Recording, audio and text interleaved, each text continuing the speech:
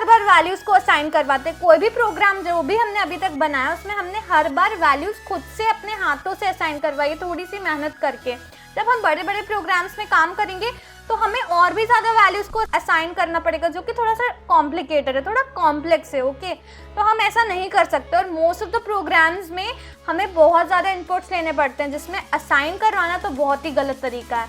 तो हम user input पे काम करने वाले हैं आज हम थोड़ा सा यूज़र इनपुट के बारे में पढ़ने वाले हैं कि कैसे हम यूज़र इनपुट ले सकते हैं और कैसे हम किसी भी वैल्यू को स्कैन करवा सकते हैं यूज़र से, ताकि हमें इनपुट या हमें असाइन खुद से ना करना पड़े वैल्यू को। ओके, तो चलिए जल्दी से देखते हैं। बेसिकली आज हम पढ़ने वाले स्कैनर के बारे में। स्कैनर कुछ भी नहीं होता, एक क्लास होती है जिसको हम import java.util से इंपोर्ट करवाते हैं। क्या करते हैं? इंपोर्ट करवाते हैं java.util पैकेज से। ठीक है, import java.util.scanner, scanner sc equals to new scanner system.in, int x equals to sc.nextInt। ये एक पूरा सिंटेक्स होता है हमारे यूज़र इनपुट को लेने का। जब भी हम यूज़र इनपुट लेने की कोशिश करते हैं हमें ये पूरा सिंटेक्स लिखना पड़ता है। सबसे पहले हमें को java.util से इंपोर्ट करवाना पड़ता है स्कैनर क्लास को। स्कैनर एक क्लास होती है। ओके, इस क्लास के अंदर बहुत सारे फंक्शंस होते हैं, जिसमें से एक फंक्शन होता है यूज़र इनपुट। ओके, आपको अगर क्लास के बारे में कुछ नहीं पता है तो टेंशन लेने की बिल्कुल भी ज़रूरत नहीं, क्योंकि आगे चल के हम क्लास के बारे में पढ़ने वाले। पर आप अभी सिर्फ इतना समझिए कि import java.util से हमने स्कैनर नाम की क्लास को इम्पोर्ट करवाया है। एक स्कैनर में एक वेरिएबल sc को असाइन किया, जिसमें हम कुछ नहीं कर रहे हैं, ऑब्जेक्ट क्रिएट करके अपने वेरिएबल को एक इनपुट से भर रहे हैं, एक डेटा से भर रहे हैं, ताकि हम यूज़र इनपुट को इजीली ले सकें। मैंने कहा ओके दीदी, हमें ये सिंटेक्स को फॉलो करना पड़ेगा जब भी हमको स्कैनर क्लास को इंपोर्ट करवाना है और जब भी हमें यूज़र से इनपुट करवाना है। इन शॉर्ट, जब भी हमें यूज़र से इनपुट लेना है हमको पूरे सिंटेक्स को फॉलो करना है। ओके, पर अब दीदी ये बताइए कि हम कैसे, मतलब मुझे समझ में नहीं आ रहा है कि import java.util scanner sc new variable, ये सब थोड़ा सा बताइए ना इन डिटेल। तो मैंने कहा ओके, चलिए जल्दी से देख लेते हैं। अब मैं इसको लाइन बाय लाइन समझाती हूँ। Okay, import java.util.scanner। java.util कुछ नहीं है, एक पैकेज है, जिस पैकेज में से मैंने स्कैनर क्लास को इंपोर्ट करवाया है। एक स्कैनर क्लास में बहुत सारे फंक्शंस होते हैं, तो इस फंक्शंस में से एक फंक्शन होता है यूजर इनपुट लेने के लिए। देखिए, scanner sc equals to new scanner system dot in, जिसमें हमने स्कैनर क्लास लिखी है, क्लास के सामने एक वेरिएबल लिखा है, जो डेटा हम दे रहे हैं, read the data from the keyboard. तो ये डेटा है, ठीक है, एक वेरिएबल है। वेरिएबल क्या होता है? डेटा ही तो रखता है ना। तो हमने डेटा रीड करवाने के लिए sc एक वेरिएबल दिया है और equals to new scanner system dot in करवा रहे हैं, जहाँ पे न्यू एक इंस्टेंस को क्रिएट कर रहा है और सिस्टम डॉट इन एक इन्वायरमेंट प्रोवाइड कर रहा है, ताकि वो उस डेटा को ईजिली रीड कर पाए। इन शॉर्ट हमें कुछ भी प्रोसेस नहीं हो रहा है। इन शॉर्ट सिर्फ इतना हो रहा है कि java.util एक पैकेज है, जिसमें से मैंने स्कैनर नाम की क्लास को इम्पोर्ट करवाया है। Scanner sc equals to new scanner system dot in जब भी मैं लिखती हूँ, मेरा कुछ नहीं होता है, मेरा डेटा जाता है और उसको रीड करवाने के लिए एक प्रॉपर इन्वायरमेंट मिल जाता है। उसके बाद जो ये हमारी थर्ड लाइन थी, int x equals to sc.nextInt, ये इंटीजर टाइप के वैल्यूज को असाइन कर रहा है। इन शॉर्ट ये इंटीजर यूजर इनपुट ले रहा है, ये इंटीजर इनपुट ले रहा है। तो int x equals to sc.nextInt और पैरेंथेसिस ओपन क्लोज कर दिए। अगर मुझे डबल लेना है तो मैं क्या करूँगी? Double x equals to sc.next double parenthesis open close. अगर मुझे इसमें फ्लोट लेना है तो float x equals to sc.next float parenthesis open and close. ऐसे पूरा हम इंटरजर, फ्लोट, डबल, कैरेक्टर, इन सबको लेकर के चलते हैं। हम पार्ट बाय पार्ट देखेंगे, आपको बिल्कुल भी टेंशन लेने की ज़रूरत नहीं है। चलिए जल्दी से एक प्रोग्राम देख लेते हैं ताकि आपके सारे कंसेप्ट क्लियर हो जाए। ओके, तो चलिए जल्दी से एक प्रोग्राम देखते हैं, जिसके थ्रू हम ये देखने वाले हैं कि हम कैसे यूज़र इनपुट ले सकते हैं। तो देखिए, मैं कुछ नहीं करने वाली हूँ, मैं एक फिर से पैकेज क्रिएट करने वाली हूँ। मैंने पैकेज इस सोर्स में क्लिक किया, राइट क्लिक करने के बाद मैं पैकेज पे जाऊँगी। पैकेज मेरा क्रिएट होगा। पैकेज का नाम मैंने फिर से बताया, फर्स्ट वर्ड का फर्स्ट लेटर स्मॉल होगा और बाकी पूरा मेरा कैमल केस फॉर्मेट चलेगा। यहाँ पे मैं आपको करवा दी यूज़र इनपुट, तो मैं ऐसा ही लिखूँगी, यूज़र इनपुट, और फिनिश कर दूंगी। अब मेरा पैकेज क्रिएट हो चुका है। उस पैकेज के अंदर मैं कुछ भी नहीं करने वाली हूँ, एक क्लास क्रिएट करने वाली हूँ। तो फिर से मैं न्यू पे जाऊँगी और क्लास पे जाऊँगी। इस क्लास का नाम मैं फिर से कैमल केस में दूंगी, क्लास हमेशा कैमल केस में होता है। ओके, तो क्लास का नाम भी मेरा यूज़र इनपुट है। और मुझे पब्लिक स्टैटिक वॉइड मेन को यूज़ करना है, तो मैंने इस पर टिक किया और मैंने फिनिश अप कर दिया। तो मेरा पैकेज क्रिएट हो गया, मेरी क्लास क्रिएट हो गई। ओके, अब मैं कुछ भी नहीं करने वाली हूँ, मैं इसके अंदर जाऊँगी, ठीक है, और अब मैं यहाँ पे अपना प्रोग्राम लिखूँगी। अब हमें करवाना है यूज़र इनपुट, तो मैं सबसे पहले पैकेज के नीचे इम्पोर्ट करवाने वाली हूँ।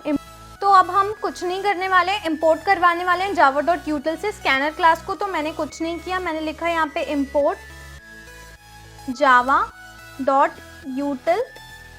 अब याद रखिएगा कि जो मेरा स्कैनर है उसका फर्स्ट लेटर कैपिटल है। ओके, और मैंने यहाँ पे सेमी कोलन लगा दिए। तो मेरा इम्पोर्ट हो गया java.util से स्कैनर क्लास, ठीक है। अब मैं कुछ भी नहीं करने वाली हूँ।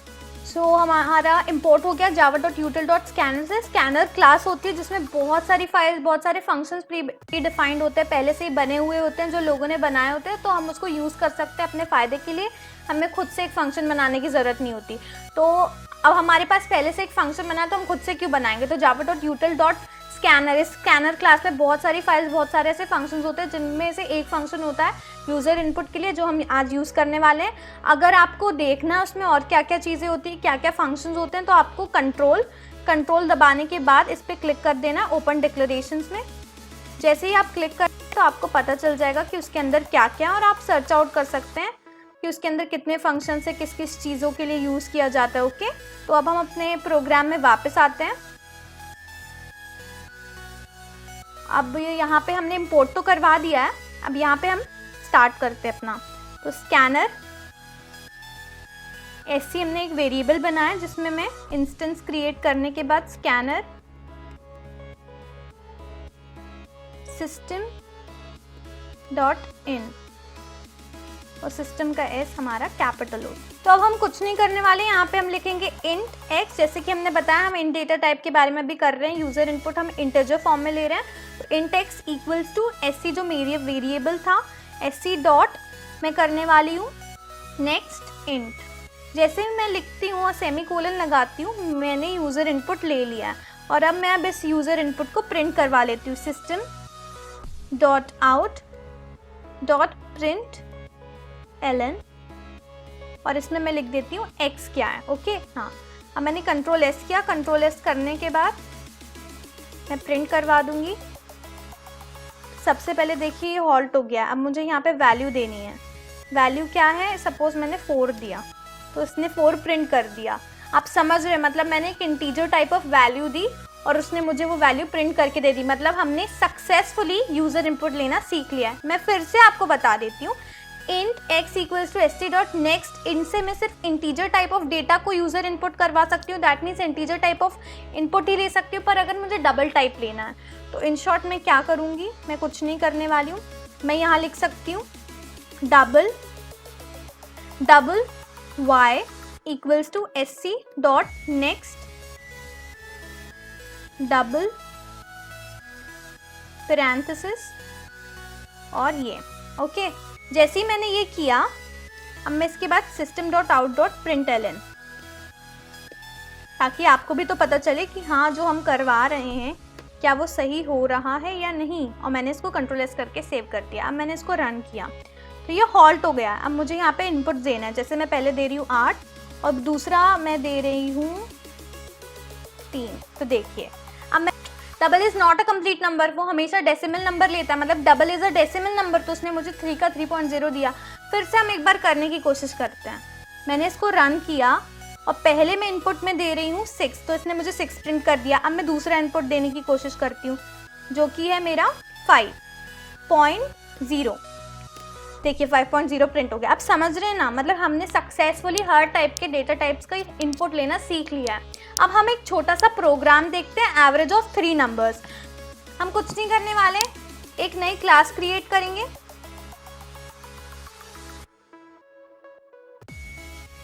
उसमें हम डालने वाले एवरेज और हमें public static void main use करना है। उस पर मैंने टिक किया और फिनिश अप कर दिया। ओके, अब ये मेरा एक आ चुका है, मेरा एक पैकेज है यूज़र इनपुट जिसमें मैंने पब्लिक क्लास एवरेज को बनाया है। अब मैं यहाँ पे आपको बताती हूँ कि हम एवरेज ऑफ 3 नंबर्स कैसे करेंगे। पहले मुझे इंपोर्ट करवाना पड़ेगा। तो सबसे पहले हमारे दिमाग में ये चीज़ क्लियर हो गई, तो import Java dot यूटिल dot scanner, ठीक है। और अब मेरा ये काम हो चुका है। अब इसके बाद मैं क्या करने वाली हूँ, मैं इसके बाद करने वाली हूँ यहाँ पे scanner sc equals to new scanner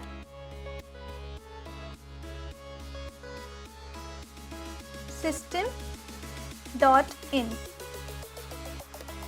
ठीक है।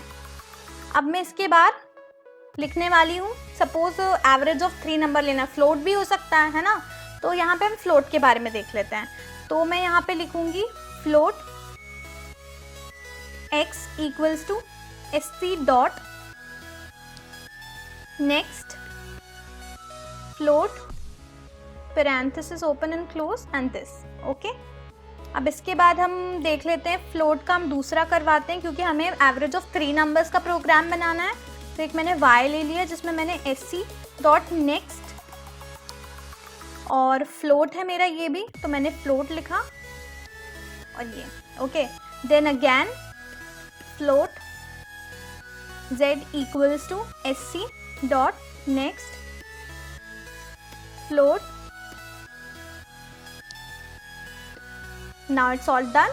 तो हमको पता है एवरेज ऑफ 3 नंबर्स क्या होता है, x plus Y plus Z by 3, that means total करेंगे और जितने भी टोटल नंबर ऑफ वेरिएबल्स होंगे उनको हम नीचे लिख देंगे। तो हमारा फॉर्मूला है, जैसे हमने 3 ही के लिए किया तो हम सीधे सीधे एक फॉर्मूला लिखते हैं, एक वेरिएबल लिख देते हैं। तो देखिए हमको एवरेज ऑफ 3 नंबर्स निकालना है, हमने अभी यूजर से 3 इनपुट ले लिए। अब हम कुछ नहीं करने वाले हैं, हम क्या करेंगे, फ्लोट एवरेज में एक फॉर्मूला लिख देंगे, क्योंकि हमें पता है कि जब भी हम 3 नंबर्स का एवरेज निकालते हैं तो हम कुछ नहीं करेंगे, sum of that 3 numbers upon total numbers. तो सम ऑफ दैट 3 नंबर्स क्या हुआ, x plus Y plus z, और हम इसमें पैरेंथेसिस ज़रूर लगाएंगे, नहीं तो वो किसी एक ही नंबर से डिवाइड हो जाएगा। तो हमने पैरेंथेसिस से ओपन एंड क्लोज कर दिया है, ठीक है। अब इसके बाद हमने डिवाइड बाय 3 कर दिया, तो ये मेरा फॉर्मूला बन चुका है, ठीक है। अब इसके बाद मुझे इसको प्रिंट कराना है, system dot out dot print ln, और यहाँ पे मुझे सीधे सीधे लिखना है the average of 3 number is, और इसके बाद मुझे प्लस लिखना, प्लस लिखने के बाद मेरे को यहाँ पे एवरेज लिख देना, ठीक है। सेमी कोलन हमने लगा दिया, कंट्रोल एस से सेव किया और हमने इस प्रोग्राम को रन कर दिया, ओके। जैसे ही मैं रन करती हूँ मुझसे इनपुट मांग रहा है, क्योंकि स्क्रीन हॉल्ट हो गई। तो मैंने 7.9 दिया पहला, दूसरा मैं दे रही हूँ 3.8, तीसरा मैं दे रही हूँ 1.3, ओके। और मैंने एंटर किया तो मुझे एवरेज मिल गया। आप चेक कर सकते हैं एवरेज सही होगा। फिर से एक बार कर लेते हैं। देखिए जैसे कि हमने 3 इनपुट दिए हैं और हमने फॉर्मूला लिख दिया। अब हमारी स्क्रीन हॉल्ट हो चुकी है, वो इनपुट के लिए हमारा वेट कर रही है। हमने एक 88 नंबर दे दिया है, एक मैं 56 दे रही हूँ, एक 9.0 दे रही हूँ, ठीक है। देखिए मेरा एवरेज आ गया है, ठीक है। मैंने यहाँ फ्लोट इसलिए रखा है ताकि आप फ्लोटिंग नंबर्स भी दे सकें, और ऑब्वियसली आंसर तो फ्लोट में ही मिलेगा। बट अगर आप बहुत ही ज़्यादा इंटरेस्टेड है किसी एक इंटीजर नंबर में तो आप टाइप कास्ट कर सकते हैं, जो कि हमने अपने प्रीवियस वीडियो में देखा था। तो हम कुछ नहीं करने वाले हैं, मुझे यहाँ पे जाना है। यहाँ पे जाने के बाद मैं चाहती हूँ कि मेरा जो x plus Y plus Z by 3 है वो मुझे इंटीजर वैल्यू मिले, ओके। तो मैं एक नया वेरिएबल बना लेती हूँ, इंट a इक्वल्स टू मेरा क्या था, एवरेज, जो कि मेरा फ्लोट था। तो मैंने यहाँ पे लिखा है एवरेज, ठीक है। अब मुझे इंटीजर वैल्यू चाहिए, तो मैं यहाँ पे क्या लिख दूँगी, इंट, जो कि मैंने टाइप कास्ट करवा दिया है एक्सप्लिसिटली, ठीक है। और यहाँ पे मैं लिखने वाली हूँ a। अब चाहे मैं कुछ भी कर लूँ, मुझे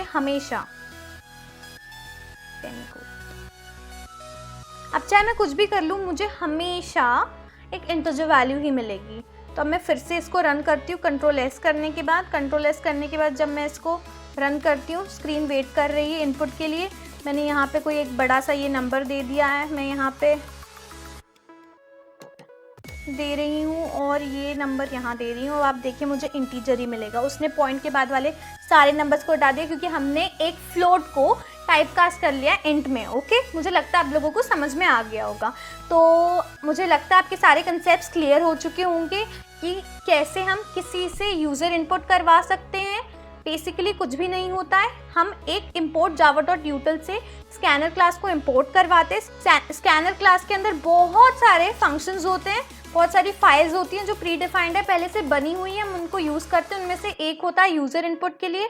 हमने यहाँ पे लिखा है scanner sc equals to new scanner system dot in, जिसमें स्कैनर हमारा क्लास है, sc हमारा वेरिएबल है जो डेटा है जो हमने कीबोर्ड से दिया है, न्यू हमारे लिए इंस्टेंस क्रिएट कर रहा है, और सिस्टम डॉट इन कुछ भी नहीं है, एक एनवायरनमेंट प्रोवाइड कर रहा है हमें ताकि उस डेटा को वो रीड कर पाए। इन शॉर्ट हम इसको एक कंस्ट्रक्टर की तरह बोल सकते हैं। ओके, आप अभी इन सारी बातों से, क्लास, कंस्ट्रक्टर, ऑब्जेक्ट, इनसे टेंशन मत लीजिए क्योंकि आगे चल के हम इसमें इन डिटेल बात करने वाले हैं, तो बिल्कुल भी टेंशन की जरूरत नहीं है। Okay, do watch this series. कोई भी डाउट हो तो कमेंट सेक्शन तो है ही, वहाँ पे लिख दिया करिए, मैं तुरंत आपकी क्यूरी सॉल्व कर दिया करूँगी। या फिर मेरे इंस्टाग्राम में आप टैग कर सकते हैं स्टोरी डाल के कि हाँ मैं ये प्रॉब्लम फेस कर रहा हूँ या फेस कर रही हूँ, तो I can solve it for you. Okay, so I hope आपको ये समझ में आया होगा।